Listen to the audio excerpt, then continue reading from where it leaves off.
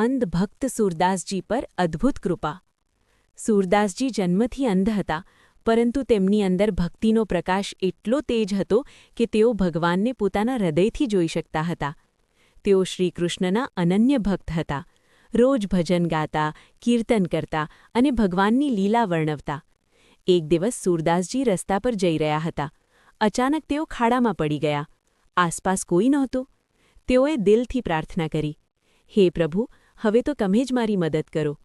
ત્યારે અચાનક એક નાનકડો બાળક ત્યાં આવ્યો અને ખૂબ પ્રેમથી સૂરદાસજીનો હાથ પકડીને તેમને બહાર કાઢ્યા। સૂરદાસજીને તરત જ અંદરથી લાગ્યું કે આ સામાન્ય બાળક નથી।